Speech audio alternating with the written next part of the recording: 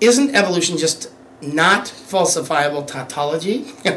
And the person says this, no, evolutionary theory is in exactly the same condition as any other valid scientific theory, and many, this just blows me away, and many criticisms of it that rely on philosophy are misguided.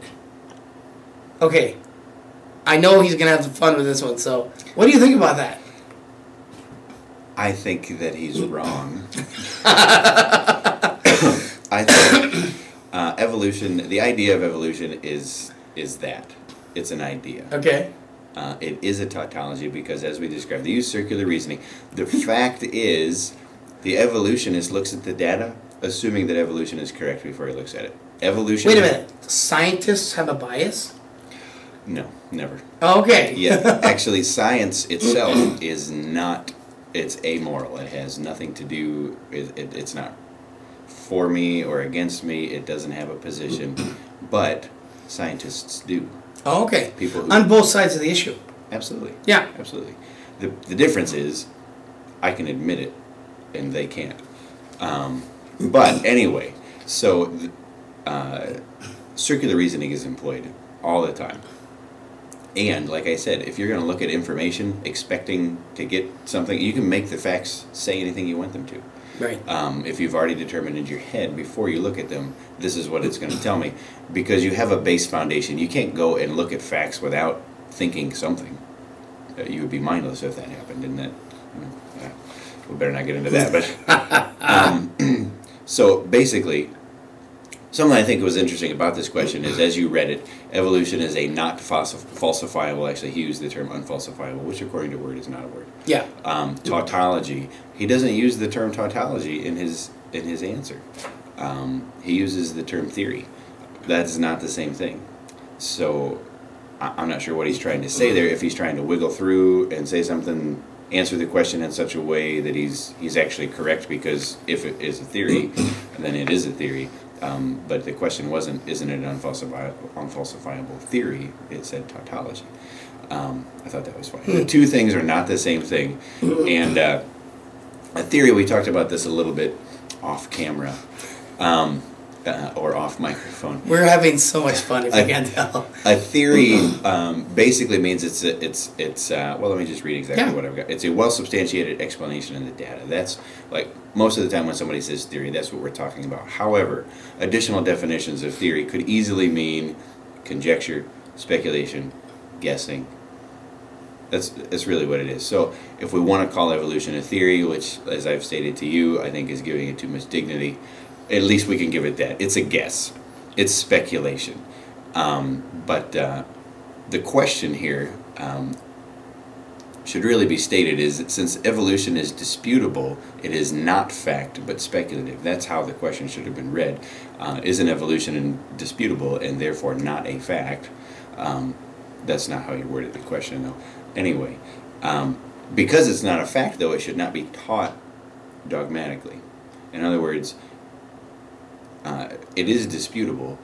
I don't have a problem teaching kids evolution if we're going to teach that it also may have happened a different way. This is just an idea.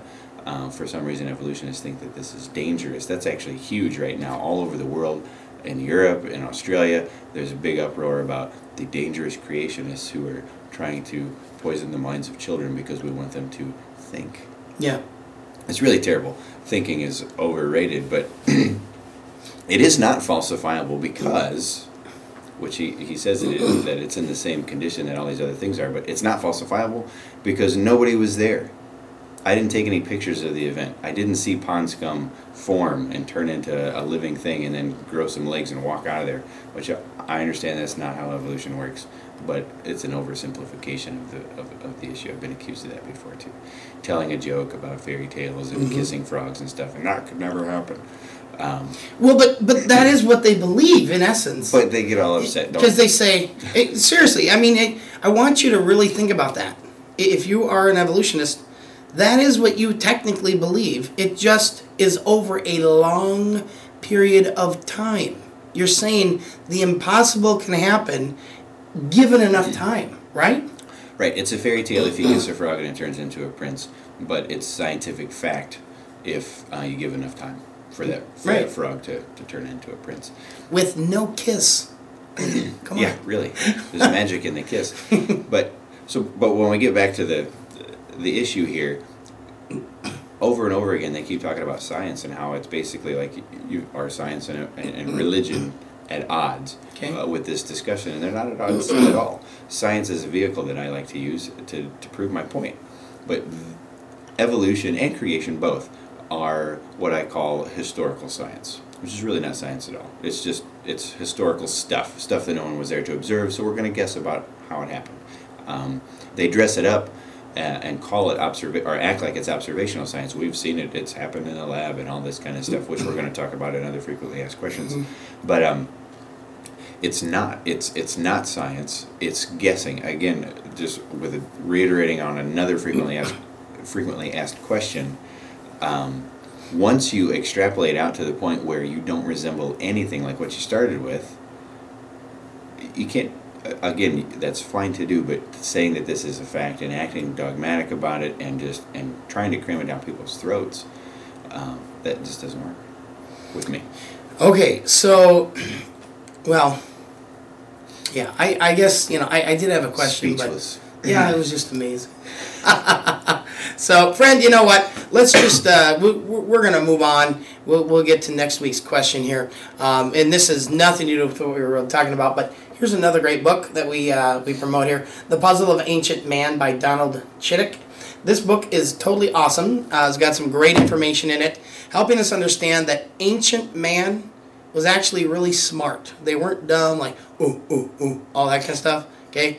And if you're a biblical creationist, you believe that, and here's why.